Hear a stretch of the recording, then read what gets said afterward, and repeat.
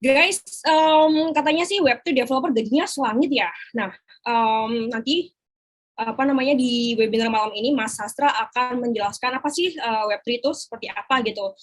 Tentang masa depan Web3 kemudian karirnya di Web3 di masa depan itu seperti apa gitu. Nah, please welcome ada Mas Sastra Nababan, software engineer dan juga Meta Developer Circle Lead di Medan. Nah, Mas Sastra ini udah berpengalaman lebih dari 12 tahun teman-teman di bidang software engineer dan memulai karirnya sebagai seorang web developer dan mulai di Urban Hire sebagai lead engineer, kemudian dipromosikan sebagai engineering manager. Wow, Mas Sastra mendapatkan pengalaman sebagai head of teknologi di LivePal, di mana dia bertanggung jawab di bagian manajemen strategi dan eksekusi di IT infrastruktur. Mas Sastra ini aktif banget loh guys di apa namanya Facebook Developer Circle ya di Kota Medan. Dia suka banget teaching, mentoring, dan juga becoming a speaker in several event, di beberapa event. Dan mungkin teman-teman tahu ya, Mas Sastra punya YouTube channel untuk topiknya seputar programming, open source, dan juga tentunya teknologi gitu. Nah, ada para subscribernya di sini semua. Nggak sabar ya untuk menantikan materinya Mas Sastra. Nah guys, please welcome Mas Sastra Nababan. Hai Mas Sastra. Halo, Gimana kabarnya Mas Sastra? kabar Apakah di baik. kota Medan lagi hujan? Ya, ini kadang-kadang hujan, kadang-kadang kering. Kadang-kadang hujan, kadang-kadang kering gitu ya. Iya, iya. Salam dari pintu mana aja. Wah, ini ada salamnya Mas Sastra kah? Hafal banget. Baik Mas Sastra, kita nggak sabar banget untuk menyimak materinya dari Mas Sastra. Aku serahkan ke Mas Sastra ya. Teman-teman semua selamat menikmati. Oke, yuk. Aku coba share screen dulu ya. Thank you ya teman-teman, ini lumayan ramai juga ya untuk malam ini. Topik kita malam ini sebenarnya gak terlalu berat ya. Ringan-ringan aja untuk membuka wawasan. Sekali lagi, salam kenal semuanya. Namaku Sastra Nababan. Kayaknya tadi ada dari Medan ya. Bolehlah ngopi-ngopi nanti. Oke, jadi topik kita kan gimana cara menjadi Web3 developer ya. Jadi ada banyak hal yang mau kita bahas di sini. Mungkin teman-teman juga banyak pertanyaan. Emang demand-nya ada gitu. Terus skill apa yang mau kita pelajari kalau kita mau jadi Web3 developer? Apa bedanya dengan web developer biasa atau yang lain gitu? Kita akan bahas satu-satu nanti ya. Dan kalaupun ada yang kelewat nanti ada Q&A. Simpelnya Web3 developer itu adalah ya orang yang bekerja atau bertugas untuk mendevelop teknologi yang berbasis blockchain. Jadi Web3 di sini bukan melulu web developer ya. Terminologinya memang agak sedikit berbeda karena selama ini kita tahu kan web itu ya aplikasi web gitu. Makanya ada web developer, mobile developer, dan yang lain-lain kan. Nah, Web3 ini sebenarnya mengacu ke generasi ya, generasi dari teknologi web itu sendiri. Jadi intinya Web3 developer itu adalah orang-orang yang bekerja based on blockchain teknologi. Jadi ada banyak di sana, bisa juga data science. Jadi kalau teman-teman mungkin saat ini background-nya ada banyak ya. Jadi ada yang front end, mungkin bisa juga ada yang back end dan segala macam. Ya itu juga tetap ada di industri. Pendekatan yang berbeda karena ini kan basisnya blockchain ya. Blockchain ini juga kadang-kadang sesuatu yang gampang-gampang susah untuk jelasin. Tergantung perspektif orangnya, tergantung dia mengenal blockchain itu dari apa gitu. Ketika kita tanya blockchain ke orang yang mainannya atau awalnya dia kenal itu NFT, maka perspektif dia adalah menjelaskan dari NFT gitu. Begitu juga dengan yang lain, kalau dia awalnya kenal Bitcoin contohnya, maka yang ketika ditanya blockchain itu apa sih, maka dia sebenarnya menjelaskan Bitcoinnya. Nah, kita sebagai developer di sini idealnya perspektifnya adalah dari sisi engineering gitu. Itu sebabnya ketika seorang yang latar belakangnya developer atau orang IT ketika ditanya internet itu apa, mungkin bisa jadi jawaban dia berbeda dengan pengguna biasa. Begitu juga dengan blockchain. Jadi sebagai developer, idealnya kalau memandang blockchain itu adalah sebuah database. Yang lain-lain itu adalah implementasinya. Sama seperti internet, ya internet itu sebuah jaringan network kan. Nah, Zoom, YouTube, dan segala macam WA, ya itu implementasinya. Kira-kira gitu ya. Nah, kembali lagi tentang generasi tadi, kenapa disebut Web3? Sebenarnya ini generasi di sini masih perdebatan juga ya, karena perdebatannya di tahun sih. Tapi itu nggak jadi masalah, ya, kita mau dapat gambaran umumnya. Jadi kalau kita review balik ke generasi web, jadi web pertama itu, ini awal-awal internet ya. Jadi web ini, internet itu kan udah lama ditemukan, tapi belum ketemu nih gimana caranya yang mudah untuk berkomunikasi menggunakan internet. Makanya dibangunlah teknologi web. Teknologi web itu termasuk juga yang awal-awal ya, HTML, dan yang lain-lain gitu. Jadi web yang pertama itu konsepnya lebih ke read only. Jadi kalau pada saat itu ya, karena teknologi juga masih baru, jadi website sederhana untuk menampilkan informasi gitu. Jadi sifatnya itu satu arah dan kita hanya bisa baca gitu. Nah, itu berkembang ya, penggunanya banyak. Jadi di web pertama itu industri juga udah kebentuk ya. Industri itu lebih banyak di berita seperti itu ya, atau lebih ke memindahkan flyer yang mungkin tercetak ya dipindahkan ke media online, sesimpel itu gitu. Gak ada interaksi di sana karena user hanya bisa membaca gitu. Untuk menulis sesuatu ke platform web itu butuh seseorang yang punya kemampuan teknis di zaman web pertama. Nah, di web kedua muncullah teknologi-teknologi yang memungkinkan user yang nggak punya kemampuan teknis itu bisa membuat konten, mengisi konten dari si web itu. Disinilah meledak sosial media kan. Jadi setiap orang bisa membuat konten di platform web itu tanpa kemampuan teknis seperti programming dan lain-lain gitu. Nah, di sini banyak sekali industri yang tercipta ya, karena semakin dua arah gitu. Ada e-commerce, ada fintech dan segala macam. Itu yang kita gunakan sekarang ini. Bahkan kayak Zoom ini juga termasuk implementasi dari web generasi kedua gitu. Sorry.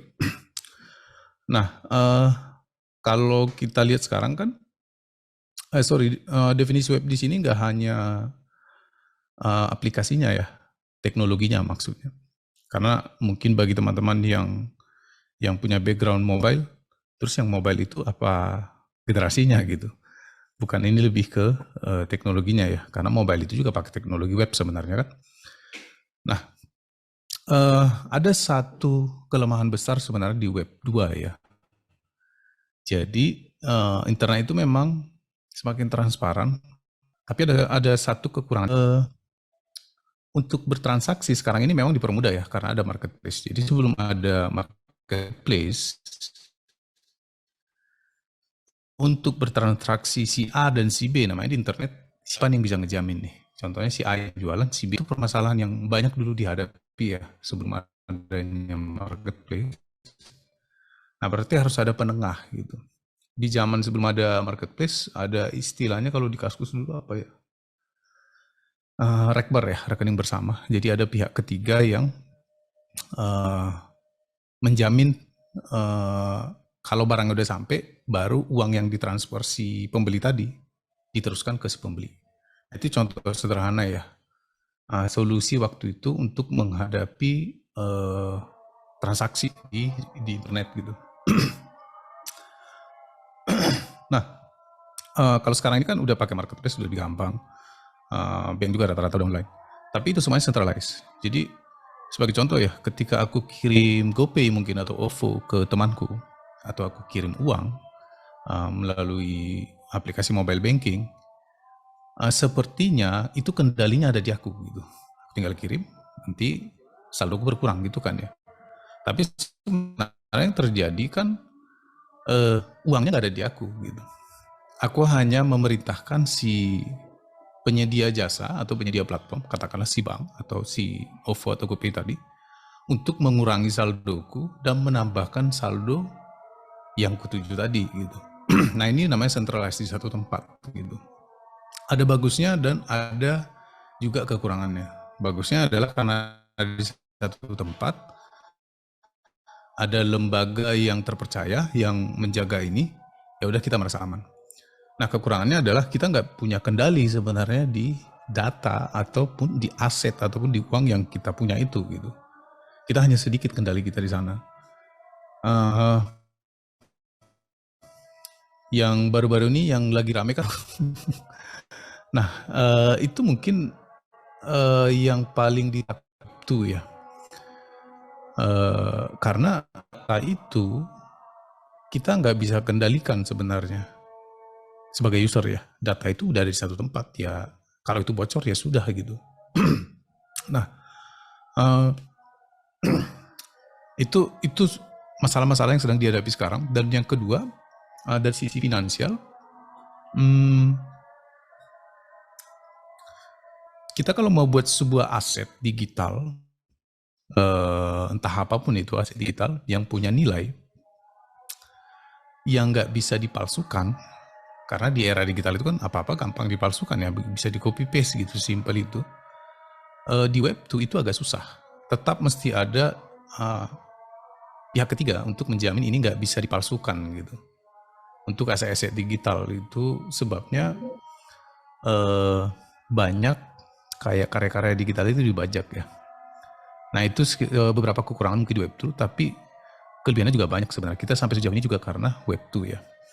Nah akhirnya muncullah ide Web3, jadi yang tadinya hanya read write, sekarang ada execute. Execute berarti, nah kalau selama ini yang eksekusi itu kan sebenarnya si pihak ketiga ya, yang centralized itu. Nah kalau di Web3 yang eksekusi itu adalah kita. Jadi datanya itu bisa kita kendalikan 100% gitu, beda dengan yang di Web2, kita kepercayakan ke pihak ketiga. Nah mungkin ini secara teoritis agak ini ya, agak sedikit rumit, tapi sebenarnya pada implementasinya lebih mudah kalau kita melihat perspektif blockchain ini ya database gitu.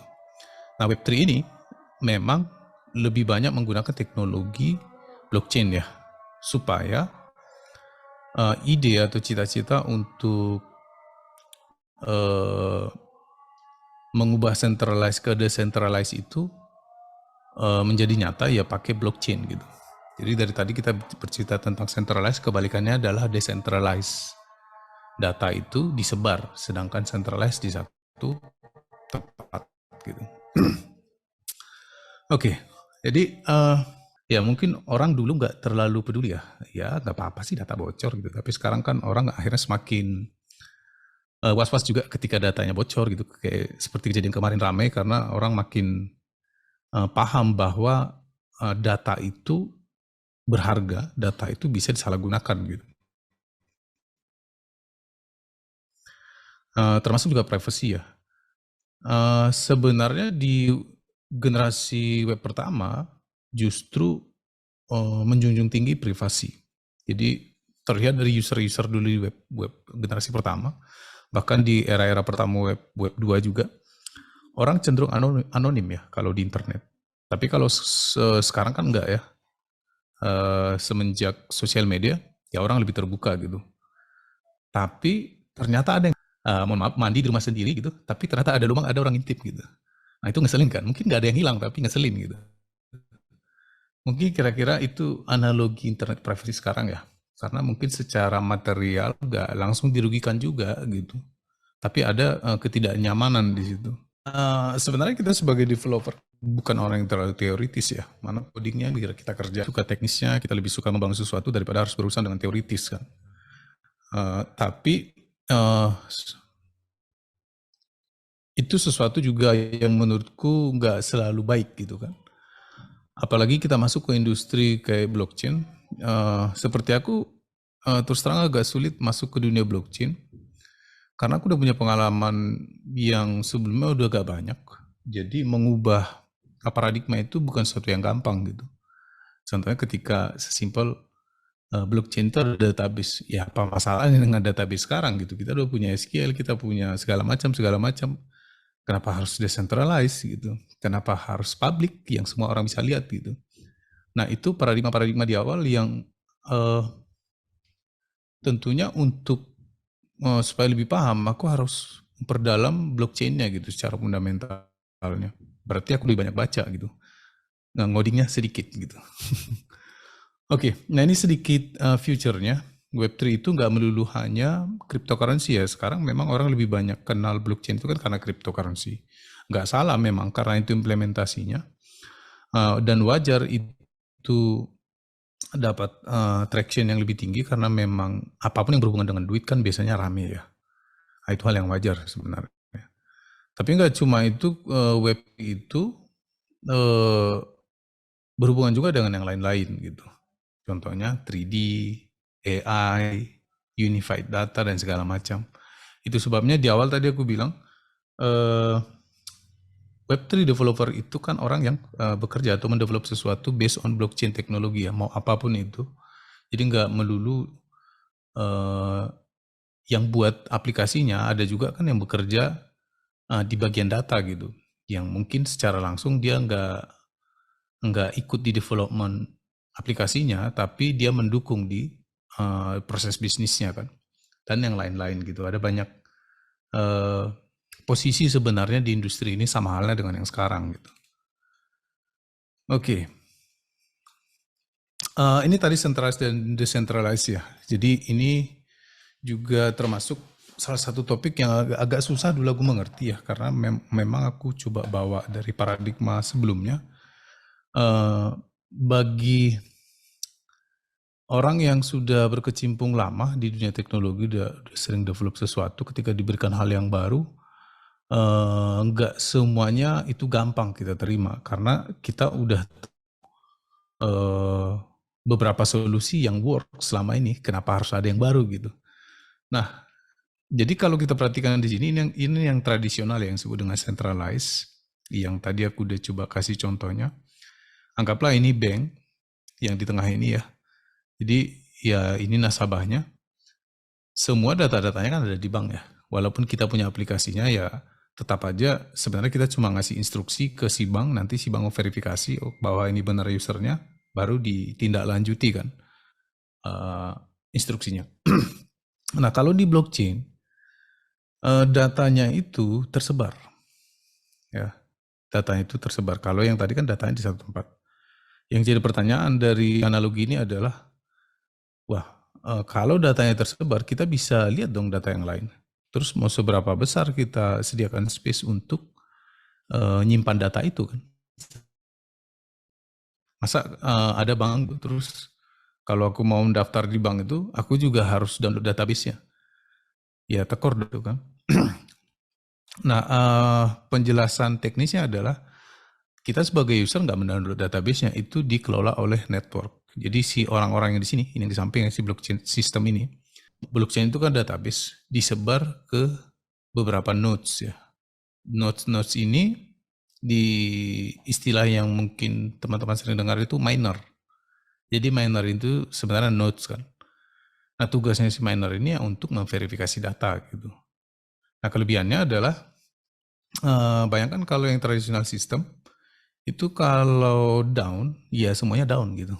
Beda dengan yang decentralized, ketika satu nodes down, nodes yang lain kan masih banyak gitu. Begitu juga kalau untuk security ya, kalau yang centralized itu dihack, ya karena dia terpusat dari satu tempat, ya sudah selesai gitu. Mungkin ada mekanisme-mekanisme lain untuk memperkuat, tapi bedanya kalau di decentralized yang blockchain, kalau satu diserang, atau mungkin dimodifikasi nih database si salah satu nodes-nya, yang lain itu akan ikut memverifikasi gitu, masih ada backupnya. Nah, itu mungkin secara gambaran umumnya ya. Tapi ada kelemahannya juga. Kelemahan dari decentralized itu ya, atau blockchain itu, transaksinya itu lebih lambat dibanding yang tradisional. Kalau yang tradisional atau yang centralized itu kan kita lakukan request ya langsung aja ke centralized-nya, sedangkan yang blockchain itu harus ada beberapa tahap ya. Nanti ada diagramnya di sini. Jadi memang akhirnya prosesnya sedikit lebih lama, tapi keuntungannya lebih aman gitu. Oke, contohnya seperti ini ya. Jadi kalau kita anggap yang tadi dari sini, anggap aja yang blockchain ini adalah nodes ya. Nodes atau yang tadi miner-miner itu yang mereka punya salinan database itu. Ini semua saling berhubungan. Ini semua kumpulan nodes ini disebut dengan network atau jaringan gitu. Itu sebabnya banyak kan jaringan blockchain sekarang ya. Ada Solana, ada Ethereum, dan yang lain-lain gitu kan. Jadi katakanlah seseorang ini membuat request ya, apapun itu. Entah itu transaksi atau berbentuk yang lain gitu. Intinya dia merequest sebuah transaksi yang akan merubah data gitu. Nah, ini nanti akan di-broadcast ke semua nodes ini. Ini yang kalau di sini tadi ini nodesnya ya. Jadi akan di-broadcast ke sini, dia ngasih tahu, ini ada user mau mengubah data ini gitu. Nah, ini nanti akan melakukan validasi. Ada rangkaian algoritma di sini untuk melakukan validasi. Dan kalau itu terverifikasi, itu nanti akan masuk ke database-nya. Simpelnya seperti itu ya. Memang masih ada beberapa proses-proses lagi yang mungkin nanti teman-teman akan lebih bahas lebih itu ketika belajar fundamentalnya. Tapi secara umumnya seperti ini. Dikirim ke network nanti akan memvalidasi. Kalau udah tervalidasi baru itu masuk ke database-nya yang disebut dengan blok ini. Jadi blockchain itu adalah rantai blok ya. Blok itu sendiri adalah kumpulan data gitu. Kira-kira begitu cara kerjanya garis besarnya ya. Kalau database umumnya kan nggak ada seperti ini ya. Kalau kita mau update sesuatu ke database, katakanlah si user ini, ya di depan ini paling server kan untuk memvalidasi. Kalau sudah tervalidasi bahwa memang benar ini usernya sesuai mungkin permissionnya, baru di-update ke database-nya. Nggak ada algoritma-algoritma lain gitu. Nah, ini yang tadi sempat aku mention, blockchain protokol ataupun blockchain network. Ada beberapa. Yang paling populer itu Ethereum ya. Jadi Ethereum ini cukup populer. Banyak dApps yang berdiri di atasnya. Jadi pada akhirnya sebenarnya blockchain ini, kalau tadi perspektifnya database, juga termasuk server ya. Jadi kalau biasanya kita bangun aplikasi, kita kan ada hosting di mana nih, tadi AWS atau Google Cloud gitu. Nah, ini akan bertindak seperti itu juga. Jadi di Ethereum kita bisa bangun aplikasi gitu, dApps namanya, decentralized apps. Atau contoh dApps ini bisa juga kita kalau mau buat kripto gitu kan, kita mau buat token baru. Nah, itu kan sebenarnya dApps ya, decentralized apps. Kita bisa buat di protokol-protokol ini gitu. Semua punya kelebihan dan kekurangan ya. Ethereum itu terkenal dengan penggunaan yang banyak, stabil, security-nya lebih bagus, tapi agak lambat. Dan gas fee-nya lumayan mahal. Jadi gas fee ini bagi teman-teman yang belum pernah mungkin dengar ya. Jadi nodes-nodes yang tadi di sini, nodes yang di sini, itu kan sebenarnya kalau di lapangannya miner ya. Kan seperti yang kita tahu miner itu kan dapat bit dari mana gitu kan. Nah, sebenarnya kita yang bayar sebagai user. Jadi ketika kita melakukan request nanti akan ada gas fee. Jadi seperti biaya transaksi lah, atau seperti analoginya kalau kita masuk tol gitu kan kita bayar kan. Nah, kira-kira seperti itu juga. Nah, itu nanti dibayarkan ke si miner tadi atau si nodes tadi gitu. Itu disebut dengan gas fee. Jadi semakin tinggi transaksinya biasanya juga gas fee-nya semakin mahal. Nah, itu permasalahan yang klasik ya di Ethereum, gas fee-nya agak mahal. Dan yang lain-lain akhirnya coba ngasih solusi yang lebih baik gitu, lebih cepat dan lebih murah. Muncullah Solana, Cardano, Polkadot, dan yang lain-lain. Nah, ada satu yang aku mention di sini. Hyperledger ya. Jadi kalau yang tadi semua yang aku ceritain itu kan public blockchain ya. Jadi public blockchain semua nodes itu kan dapat salinan database. Berarti datanya terbuka dong, semua bisa baca. Iya, semua bisa baca. Tapi di blockchain itu kan anonim ya. Jadi bisa aja kita melihat satu data, tapi kita nggak tahu ini punya siapa. Karena anonim gitu. Lebih tepatnya mungkin dikasih ID. ID-nya kan bukan nama atau apa gitu. Nah, kalau Hyperledger ini, contoh kita mau buat solusi blockchain, tapi di lingkungan private. Public tapi di lingkungan private. Agak ngebingungin ya. Contohnya gini nih. Katakanlah aku mau buat solusi blockchain untuk kepegawaian. Nah, data itu kita mau buat transparan, tapi di lingkup perusahaan itu aja. Publik di lingkup perusahaan itu aja gitu. Siapapun pegawai yang di situ bisa mengakses data itu, tapi nggak akan terbuka ke luar. Nah, untuk itu kita nggak akan gunakan seperti Ethereum, Solana, Cardano, karena itu kan database publik ya, blockchain publik. Kita kan gunakan Hyperledger namanya. Jadi, nah database-nya itu ya blockchain, tapi untuk ke sana ada otoritasnya, kira-kira gitu ya. Oke, nah sekarang kita masuk ke stack-nya ya. Ini sebenarnya ini gambaran umum karena nggak ada satu stack untuk semua posisi ya. Karena pada akhirnya semua kan punya spesialis ya. Memang tetap ada juga full stack Web3 ada gitu. Ada juga yang spesialisnya gitu. Jadi kita bahas ini secara garis besarnya dan pada akhirnya nanti tempat kerja kita atau proyek kita yang akan menuntut kita lebih ahli di bagian mana. Nah, di bagian paling, sorry ini ketutup sama barnya. Oke, di bagian paling layer 0, yang paling rendah ini infrastruktur. Ya. Kemudian ke protokol ini yang udah kita bahas tadi. Kemudian utilities, service, dan application. Nah, apa bedanya? Sebagian besar kita akan bekerja di bagian application, service kadang-kadang. Jadi sebagian besar kita akan lebih banyak membuat ya dApps gitu, decentralized apps. Sama seperti sekarang, kita mau buat aplikasi web. Sebagian besar ya kita langsung buat webnya gitu. Kita mungkin pakai Node, pakai Golang, atau mungkin pakai JavaScript gitu. Di sisi aplikasi, hampir mungkin kalau gue bilang 80% developer Web3 itu ada di bagian ini gitu. Nah, kalau service, ini memudahkan pekerjaan kita sebagai developer. Ya kalau di Web2 mungkin teman-teman familiar dengan Firebase yang seperti itu kan. Daripada kita buat infrastruktur sendiri segala macam, kita pakai layanan ketiga yang udah nyediain SDK atau API, ya udah tinggal kita pakai itu service-service seperti itu ya. Utilities juga sama.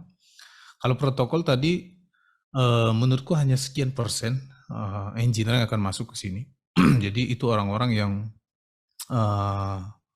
akan membuat protokol seperti ya Ethereum tadi gitu. Dia akan membuat engine-nya gitu. Hanya sedikit yang masuk di sini dan biasanya juga orang-orang yang di sini tuh ini ya tidak dipublish juga gitu. Untuk alasan keamanan mungkin ya. Jadi kadang kita nggak tahu tuh siapa developer dari sebuah network ini gitu. Nah, kita akan tetap lebih banyak bermain di aplikasi karena memang peluangnya lebih banyak di sini dan lowongan pekerjaan juga lebih banyak di sini gitu. Kalau yang lain-lain ini mereka cara hiringnya beda. Mereka nggak terbuka cara hiringnya. Oke, ini roadmap sederhana ya. Ini kurang lebih sama dengan mini kelas yang tadi. Jadi yang pertama teman-teman belajar tentang blockchain fundamental. Ini memang teoritis, bikin ngantuk sekali ya pelajarannya karena sangat teoritis sekali. Bila perlu juga teman-teman bisa buka-buka atau baca-baca white papernya blockchain, contohnya Ethereum gitu. Ya mungkin nggak langsung mengerti semuanya, tapi setidaknya kita udah pernah dengar gitu. Eh, Menurutku keuntungan belajar fundamental itu adalah kita udah punya backup dulu gitu kan, walaupun nggak semua kita ngerti, tapi suatu saat, oh ini nih yang kemarin gitu. Nah itu lebih mudah dibanding kita langsung masuk ke teknis, tiba-tiba ketemu sesuatu, ini maksudnya apa ya gitu. Nah, fundamental ini walaupun udah bertahun-tahun di industri ini aku tetap selalu baca gitu, selalu ada yang dulunya aku baca mungkin nggak terlalu ngerti, sudahlah lanjut aja dulu gitu kan, baca lagi gitu karena memang sangat teoritis sekali gitu. Nah, kemudian smart contract ini walaupun nanti mungkin spesialisnya bukan, kalau smart contract itu lebih ke backend ya kalau di web tuh. Walaupun mungkin nanti spesialisnya bukan backend, tapi menurutku semua developer yang akan terjun ke blockchain itu perlu belajar smart contract. Karena nyawanya sebenarnya di sini. Nyawanya Debs itu ya di smart contract gitu. Smart contract ini mungkin kalau ke web itu seperti REST API-nya ya. Jadi aplikasi itu supaya bisa bekerja berhubung dengan server ya punya API kan, REST API gitu. Sama halnya dengan smart contract. Jadi bisnis logiknya juga semua ditulis di sini gitu. Nah setiap protokol beda-beda ya bahasanya. Kalau di Solana bahasanya Rust, kalau di Ethereum pakai Solidity, kira-kira gitu ya. Beda-beda. Tapi kalau soal bahasa sih menurutku hal yang bisalah kita beradaptasi ya. Tapi nggak cukup hanya mengerti bahasanya aja karena kita juga harus mengerti fundamental dari blockchain itu sendiri kan, atau fundamental dari protokol itu sendiri gitu. Nah yang ketiga integrasinya, karena smart contract itu lebih seru kalau kita konekkan ke front end-nya gitu kan, kita hubungkan dengan wallet-nya gitu, jadi kita bisa lihat prosesnya. Bagi teman-teman yang mungkin latar belakangnya lebih banyak backend, belum terlalu banyak di front end, sebenarnya sama halnya ketika kita membangun REST API, kita bisa pakai Postman gitu untuk ngecek atau ngasih request. Ya di smart contract juga bisa ada hal seperti itu juga gitu. Nah kemudian development tools, karena ini development terus berkembang, pasti ada tools-tools yang baru ya untuk memudahkan development kita, development experience-nya semakin gampang gitu. Contohnya ada travel, ada Hardhat, yang paling aku suka saat ini Hardhat ya. Jadi dia kayak satu package gitu. Kita bisa bangun smart contract dan front end-nya di situ. Udah ada tools-nya, kita tinggal lebih mudah gitu daripada harus kita pakai tools ABC gitu. Kemudian automation testing. Di smart contract itu testing sangat penting ya. Karena begini, smart contract itu ketika sudah dideploy, itu nggak bisa dirubah. Itu nggak bisa dirubah gitu. Nah makanya pendekatannya agak sedikit berbeda mungkin dengan kita di web 2 ya. Kalau ada kesalahan kan kita masih bisa perbaiki, hotfix segala macam gitu. Di smart contract itu ketika sudah deploy nggak bisa dirubah. Memang ada mekanisme supaya bisa ada merubah, tapi ya nggak sefleksibel di web 2 karena ini menyangkut keamanan juga ya. Jadi yang di blockchain itu biasanya memang dia immutable. Apa yang udah masuk di blockchain, di database blockchain itu nggak bisa diubah. Itu fitur utama dari blockchain ya. Fitur untuk security-nya juga. Jadi itu akan mengubah mindset kita ketika development. Karena lebih hati-hati kan. Nah scalability ini mungkin kalau di awal-awal nggak akan kelihatan ya. Kelihatannya nanti kalau user kita udah banyak, terus transaksinya lagi tinggi gitu. Gimana kita menangani networknya dan segala macam gitu. Ini memang harus di real case ya. Walaupun bisa kita buat simulasinya, tapi untuk scalability memang butuh jam terbang ya. Butuh real case, karena case dari setiap aplikasi itu bisa beda-beda kan. Oke, itu aja ya materinya. Mudah-mudahan nggak bikin ngantuk teman-teman. Kita bisa lanjut ke Q&A. Siapa tahu ada teman-teman yang mungkin bertanya dan ada saran atau ide, silakan. Thank you. Oke, wow. Thank you Mas Sastra. Gimana nih teman-teman? Udah nggak penasaran kan tentang Web3 ini seperti apa? Kita langsung ke sesi tanya jawab ya.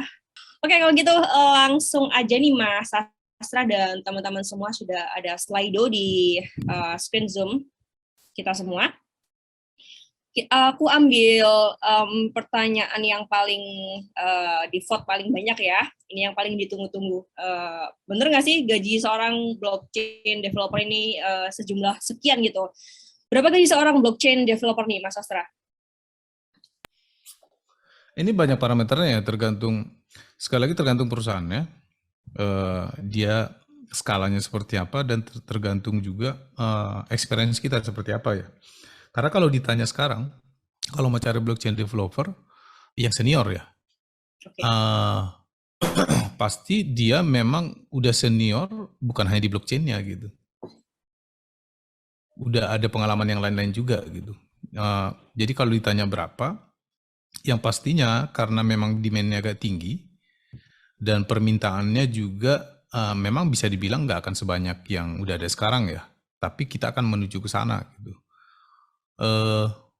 Masih bisa bersaing lah dengan yang sekarang gitu.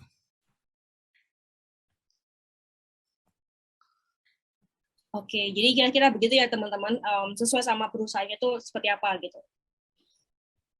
Oke, nah teman-teman semua, ini apa ke survei sebentar ya, Salsa ya.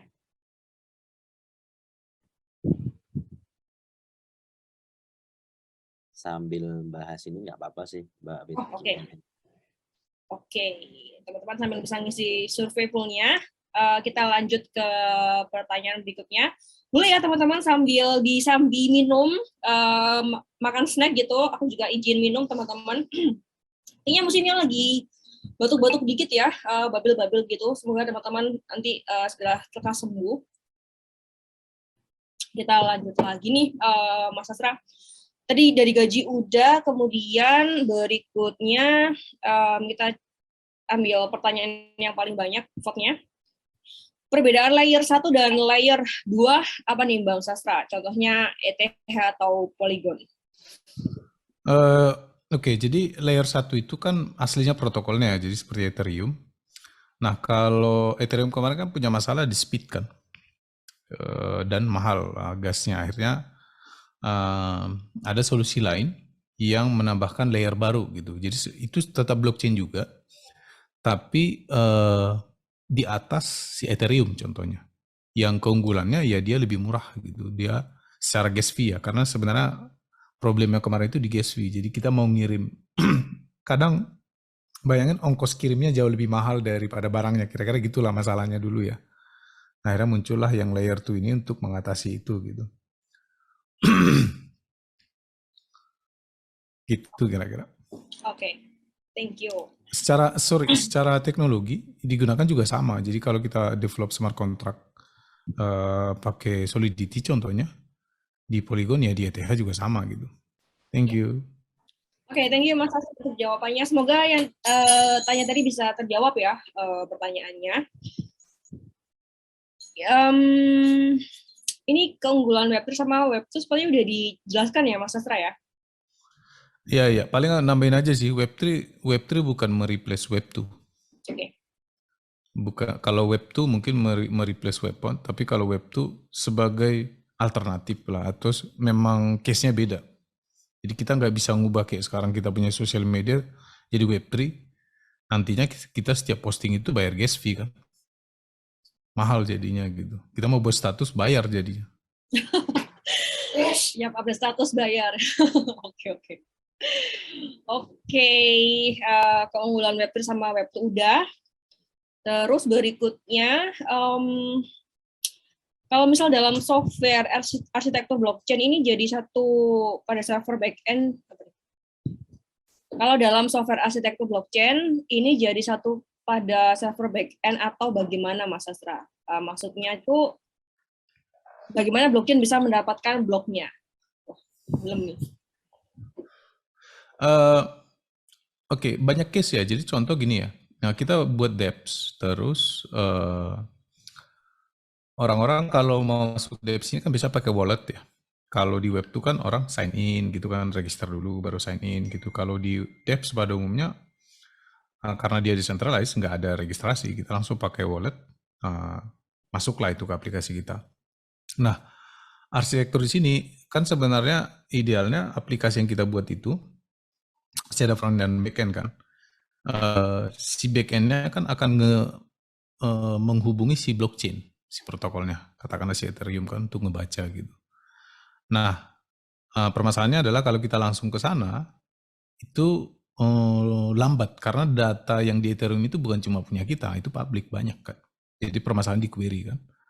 Nah, supaya lebih cepat, solusi yang umum kita pakai node sendiri. Jadi kita buat server sendiri, node sendiri yang akan terhubung dengan blockchain. Artinya kita download tuh database-nya. Nah, di sini kita bercerita tentang infrastruktur kan. Nah, kalau di awal-awal itu agak ribet karena pasti butuh skill kan untuk membuat itu gitu. Dan kita harus menjamin itu up 24 jam. Nah, sekarang banyak solusinya sebenarnya, banyak pihak ketiga yang kita serahin aja ke sana gitu. Jadi kita tinggal query ke pihak ketiga itu, dia nanti akan berhubungan dengan blockchain gitu. Sekarang udah banyak solusinya kok untuk itu.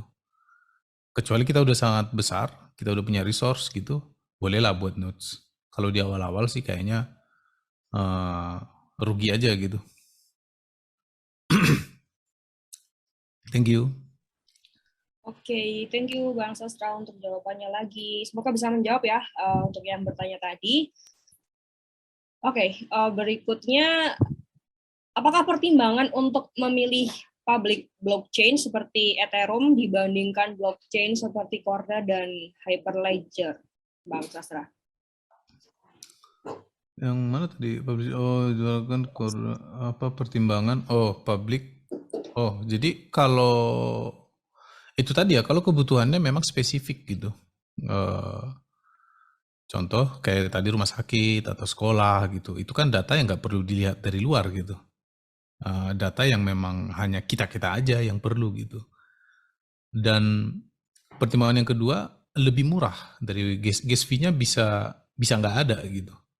Kalau yang Ethereum itu atau yang public blockchain, gas fee itu pasti ada. Dan yang nanggung gas fee itu user gitu. Jadi kan nggak cocok tuh, contohnya kita buat di kantor nih, kita mau buat aplikasi absensi gitu kan. Tapi setiap login bayar tuh, kan kurang cocok gitu. Nah, gimana tuh kalau kita mau buat blockchain nih biar datanya lebih aman gitu kan? Karena kalau udah ke blockchain, datanya kan nggak bisa dirubah kan, nggak bisa diotak-atik kan, nggak bisa dimain-maini lagi gitu. Nah, itu tadi konsepnya cocok pakai Hyperledger. Jadi infrastrukturnya itu memungkinkan untuk supaya bukan usernya yang bayar gas fee-nya dan datanya tetap aman, sama seperti cara kerja blockchain gitu.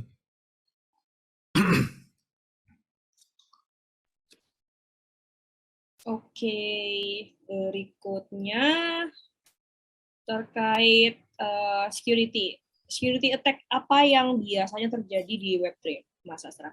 Smart contract-nya. Jadi selalu ada lubang security ya di smart contract itu, dan smart contract itu kan public ya, jadi kita bisa baca, semua bisa baca, dan dari situ dibaca di mana kelemahannya gitu. Jadi sebenarnya bukan blockchain-nya yang lemah, tapi yang menulis logik dari smart contract-nya yang perlu diperbaiki gitu. Dan biaya kayak kita ya dulu buat token itu juga kan ada auditor dari luar ya untuk melihat, mengaudit kodenya, itu juga mahal gitu.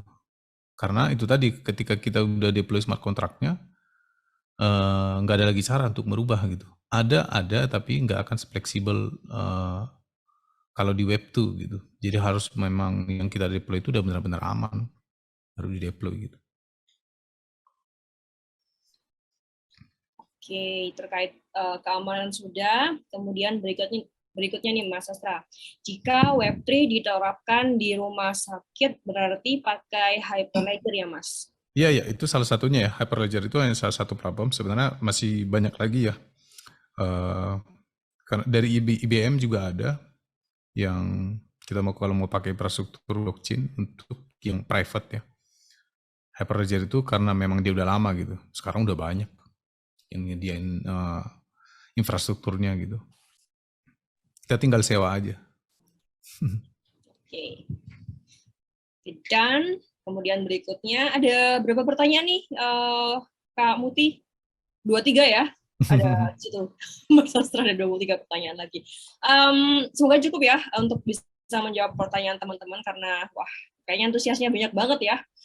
Oke, berikutnya Bang Sastra. Kalau dalam software arsitektur blockchain, oh ini udah. Udah. Udah ya, itu udah, Muti. Bang Sastra, apakah belajar Python untuk blockchain juga oke? Karena dia ini ingin belajar blockchain menggunakan Python daripada JavaScript. Ya nggak apa-apa, menurutku bagus. Intinya kan kadang-kadang bahasa itu jadi blocker ya. Mungkin nggak familiar dengan JavaScript, dia lebih familiar dengan Python, dia start dari situ nggak apa-apa. Tapi pada akhirnya kita harus bisa gampang beradaptasi dari bahasa A dan bahasa B gitu. Jadi kalau di dunia profesional kita pakai bahasa itu kadang-kadang bukan karena suka gitu. Ya memang karena itu yang dipakai gitu. Jadi kalau aku ditanya, ya aku suka bahasa apa? JavaScript. Tapi di pekerjaanku gak selalu JavaScript, bisa kadang Rust, bisa kadang PHP, bisa kadang Golang, pakai aja yang mana aja gitu. Bisa Python gitu. Harus bisa fleksibel di sana. Memang setiap bahasa itu punya ciri khas masing-masing, tapi kalau bisa bahasa jangan mempengaruhi keputusan teknis kita gitu. Nah start aja dari Python, udah nyaman, kan nggak apa-apa pakai yang lain. Yang penting kan udah paham konsepnya. Oke. Lanjut. Kemudian berikutnya, apakah tag di Web2 masih tetap dipakai di Web3, Mas Sastra? Misal untuk Node.js, database, Docker, atau developer Web2 itu harus belajar dari nol untuk ke Web3? Oh, kepake banget. Jadi justru sebenarnya jangan lompat ke Web3, tetap kepake. Jadi itu sebabnya aku bilang Web3 itu nggak mereplace Web2. Jadi di development kita, ya tetap kita pakai tools-tools juga yang selama ini kita pakai untuk ngebantu kan. Jadi karena enggak semuanya langsung ke blockchain, ada banyak proses juga yang harus kita terima di internal kita dulu gitu.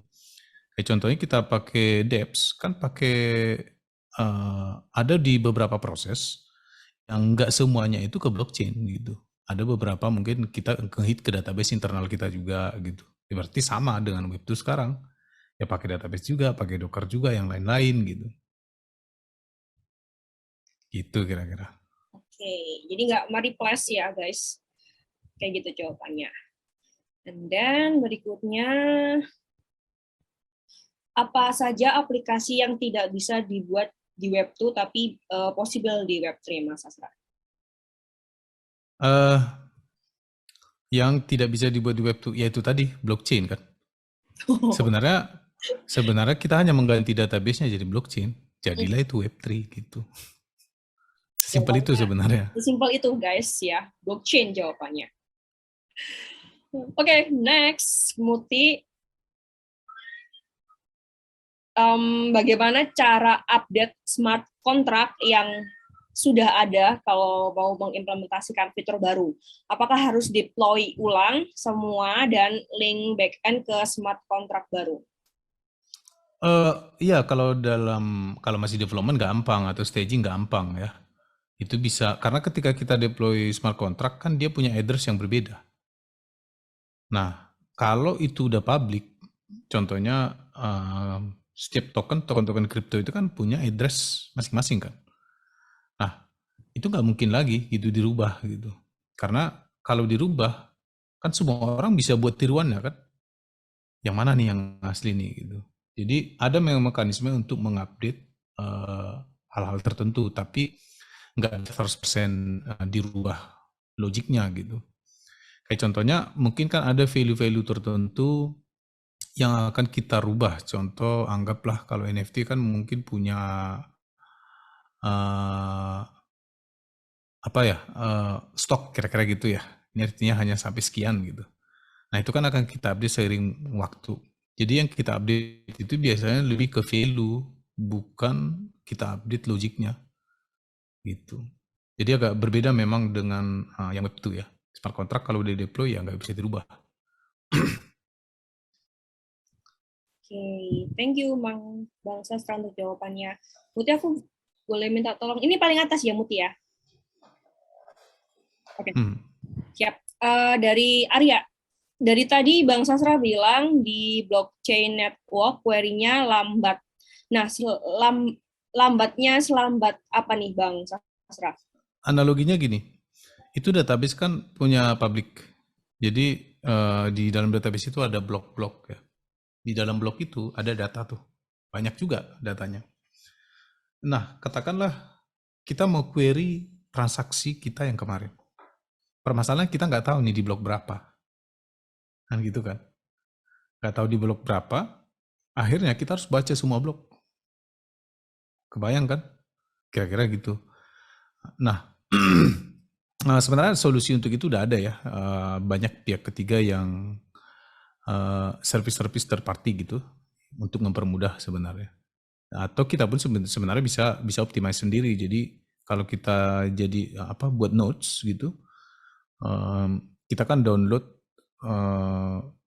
si blockchain itu ya database-nya. Terus kita buat query sendiri di dalam gitu, kita buat sistem sendiri gitu. Jadi nggak terus-terus menghit si blockchain-nya. Kira-kira gitu. Lambat ya tentu akan jauh speed-nya kalau teman-teman biasa pakai SQL mungkin ya. Jauh lah, nggak bisa langsung tuh dapat gitu. Enggak, dia cari dulu di semua blok gitu. Kira-kira gitu. Oke, next. Kalau salah satu data dari blockchain nodes hilang, apakah integritinya patut dipertanyakan, Bang Sastra, dan solusinya seperti apa? Oh iya pasti. Jadi nodes itu harusnya nggak boleh hilang, nggak boleh ada yang hilang di blockchain ya, nggak boleh ada yang berubah juga gitu. Nah contohnya ada yang hack lah kita bilang ya, dirubah tuh datanya gitu. Nah itu fungsinya nodes tadi. Jadi kalau kita mau hack blockchain, maka kita harus menghack paling nggak 60% ya. Kalau hanya satu, masih ada yang lain backupnya nggak akan, oh ini yang benar gitu kira-kira kan. Itu yang salah tuh. Jadi kalau mau nge-hack satu blockchain itu, ya 60%-nya harus kita take down tuh networknya. Nah itu mungkin jadi kelebihan dari public blockchain karena banyak nodes kan. Kalau yang private, ya dia kan nodes-nya nggak sebanyak itu pasti gitu. Jadi nodes itu nggak mungkin hilang lah kalau di blockchain. Kalau itu hilang berarti protokolnya yang dipertanyakan. Gitu. Oke. Sorry. Coba pahami lagi. Kalau salah satu blockchain nodes hilang, apakah integrity?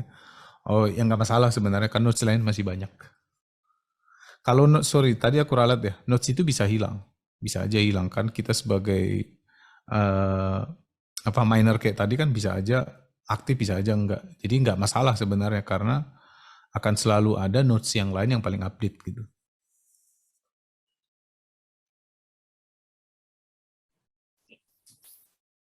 Ya, baik. Lanjut. Ya, semoga bisa menjawab ya teman-teman ya untuk yang tanya tadi. Next, Oke, untuk di Indonesia sendiri basis blockchain yang banyak digunakan industri saat ini seperti apa nih Mas Kasra? Apakah Hyperledger atau yang lain? Hyperledger pasti ya, dari IBM juga. Nah uniknya kan orang yang kalau berbasis blockchain, kebutuhannya private, mereka nggak publish kan. Jarang itu publish, mereka pakai network apa gitu. Tapi yang ku tahu sih ya, pilihan pertama itu biasanya selalu jatuh ke situ, ke Hyperledger atau yang IBM. Karena dari AWS juga sebenarnya udah malah kalau nggak salah sediain juga ya. Jadi makin kesini sebenarnya udah banyak solusi-solusi kalau kita mau buat private blockchain gitu. Kalau Hyperledger udah pasti itu yang pertama. Tapi dia juga kan pasti ada kekurangan lah, makanya orang mencari solusi-solusi yang lain kan. Oke, mari kita lanjut. Oke, contoh aplikasi Web3 atau DApp yang paling banyak dikembangkan sekarang itu apa aja Mas Astra? Oh, Kalau mau lihat, ini ada di Depth Explorer, coba. Coba deh buka aja di situ. Itu banyak use case di sana. Cobain aja nanti. Banyak dari gaming, dari finance, hiburan, banyak banget di situ. Jadi mungkin supaya ada ide ya. Emang Depth dipakai untuk apa sekarang gitu. Banyak memang dia nggak semasif aplikasi-aplikasi yang kita gunakan sekarang gitu. Itu butuh waktu, tapi udah banyak. Karena tersegmen kan untuk sekarang pengguna Depth. Tapi aku yakin sering berjalannya waktu, orang akan pakai itu tanpa perlu tahu itu blockchain atau enggak.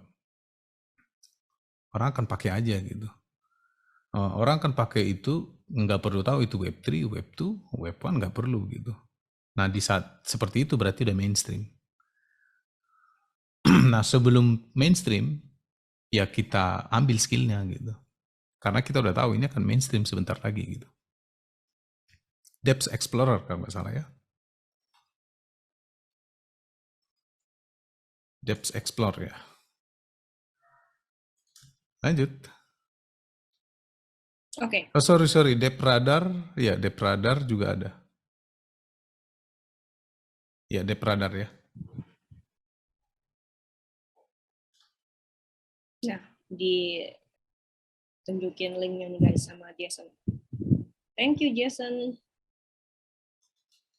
Oke. Kita next ya, Bang Sastra ya. Ya. Oke. Kalau misal kita membangun Web3, semua komponennya harus ditaruh di blockchain. Bagaimana integrasi database atau decentralized storage dan lain-lain? Apakah harus satu chain? Enggak. Komponennya tetap digital gitu. Jadi blockchain itu anggap aja yang database yang decentralized kan. Nah, kita akan nanti ngasih request ke sana gitu. Tapi sebelum kita ngasih request ke sana, kan kita buat smart contract dulu. Kita deploy dulu ke sana gitu. Jadi di networknya blockchain itu kan ada banyak tuh. Ada data siapa, aplikasi siapa gitu. Nah, kita harus deploy dulu punya kita di sana. Smart contract kita nanti punya address, baru di request dari kitanya, berarti dari server kita sendiri gitu. Di server kita seperti apa ya, sama halnya seperti aplikasi seperti sekarang kan. Kalau mau buat frontend ya ada semua di situ komponennya, nanti cara ngehitnya aja yang beda. Cara komunikasinya yang beda gitu. Oke, lanjut. Oke, lanjut. Banyak ya teman-teman. Wah, keren sekali teman-teman. Pertanyaannya banyak.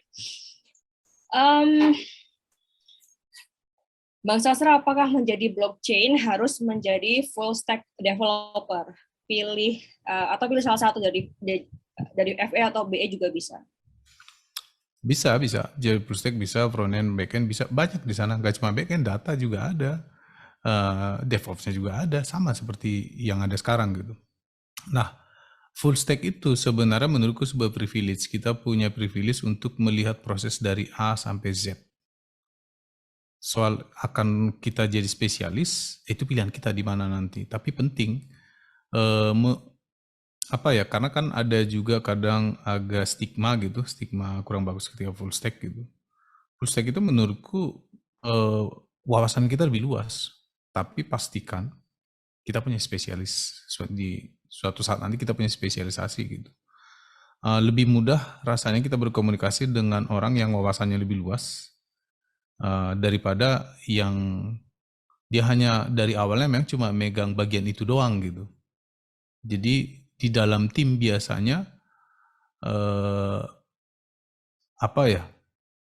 akan lebih mudah mengambil keputusan kalau kita lebih banyak wawasannya gitu, karena kita tahu di frontend kesulitannya seperti ini, di backend seperti ini, di data seperti ini gitu. Kalau kita nggak pernah nyentuh ini kan kita nggak tahu experience-nya kan, kira-kira gitu. Gak harus jadi full stack, bisa juga jadi frontend, bisa juga jadi backend gitu. Bebas. Oke. Ini juga termasuk salah satu syarat untuk bisa masuk ke program pelatihan blockchain di Alter Academy ya, teman-teman. Oke, berikutnya kita nanti sampai jam 20 lewat 20 menit ya, teman-teman. Nanti ada 3 pertanyaan yang akan kita jawab. Oke, dengan adanya Web3, berarti security yang kita tahu sekarang akan obsolete dong, Mas Sastra. Ini gimana mitigasinya? Enggak obsolete. Karena Web3 enggak mereplace Web2. Security yang di sini kan berbeda dengan yang security tadi kan contohnya gini, karena scope security luas ya. Contohnya tadi karena decentralized tentu ketika ditargetin itu down, diserang, lebih mudah serangnya karena memang di satu tempat gitu. Nah, solusinya kita buat decentralized gitu. Tapi kan semua ada harga yang harus dibayar. Dengan decentralized berarti prosesnya lebih lama gitu, tapi lebih aman gitu. Jadi nggak mereplace sebenarnya, ini cuma alternatif gitu. Dan nggak di semua case bisa dipakai gitu. Kayak contohnya cryptocurrency, kenapa nggak bisa pakai Web2 aja? Sebenarnya bisa. Kita pakai SQL bisa aja buat token sendiri gitu. Masalahnya siapa yang bisa jamin ini nggak terduplikasi? Berarti ada satu yang bertanggung jawab. Entah itu perusahaan, entah itu satu organisasi atau apa. Nah, ini yang nggak bisa dipercaya di dunia internet kan gitu kan. Gimana caranya kita bisa saling percaya tapi tanpa tahu sebenarnya kita siapa gitu, anonim. Nah, di dunia internet kan kalau bisa anonim kan. Kita nggak tahu dia siapa tapi kita saling percaya aja gitu. Nah, itu hanya bisa memang di blockchain untuk saat ini ya gitu. Oke. Oke, next dari Nanda Putra Utama. Fungsi ke depannya dari name service yang telah disediakan oleh beberapa jaringan blockchain seperti Ethereum, ada Ethereum name service, akan seperti apa ya? Oh, Ya. simpelnya gini, kalau yang sama ini kan centralized ya. Jadi dibuatin decentralized. Supaya apa? Supaya nggak gampang diblok. Gitu aja sebenarnya. Jadi semuanya di decentralizing gitu. Karena kalau yang centralized pasti ada satu pihak, satu organisasi atau satu perusahaan yang bertanggung jawab untuk itu. Sedangkan kalau decentralized itu nggak ada gitu. Lebih ke sana sih tujuannya. Oke, satu pertanyaan lagi ya, Mas Sastra sama teman-teman. Sebelum menuju ke assessment time, kayaknya ini lebih banyak ke soal keamanan ya, Mas Sastra ya. Seperti salah satu pertanyaan dari Anonymous ini. Kalau soal keamanan seperti kasus dibobolnya wallet Slop bulan lalu, berarti blockchain ini nggak benar-benar aman. Solusinya gimana nih Bang Sastra sebagai developer? Memang nggak 100% aman gitu, karena nggak ada yang 100% aman sebenarnya, apapun sistemnya kan. Itu basicnya. Kita hanya menciptakan satu teknologi yang aman berdasarkan kasus sebelumnya. Sedangkan kasus keamanan itu akan selalu bertambah gitu kan. Nah, ini kan kejar-kejaran antara teknologi dan security ya. Dan ada memang yang di luar batas kita sebagai developer. Jadi kita bangun sistem, usernya nggak pintar, contohnya jaga walletnya, sama seperti username password dia dicuri orang, kira-kira gitu kan, atau kunci rumahnya ketinggalan di mana akhirnya curi gitu. Nah, itu kan dari luar batas kita sebenarnya. Bukan berarti nggak bisa kita buat solusinya, ada gitu. Jadi kayak di Web2 sekarang juga makanya ada 2FA ya, untuk two-way apa? Kok jadi lupa kepanjangannya. Yang seperti itulah gitu. Jadi kita tambahkan beberapa experience tertentu untuk mempersulit si yang pencuri contohnya ya. Tapi itu pun kan setelah terjadi kejadian baru kita tahu ya. Gitu. Kayak contohnya hal sederhana deh yang ada sekarang. Kalau gagal login 10 kali harusnya udah diblok. Nah itu kan bagian dari experience ya. Untuk menghindari yang coba-coba password gitu kan.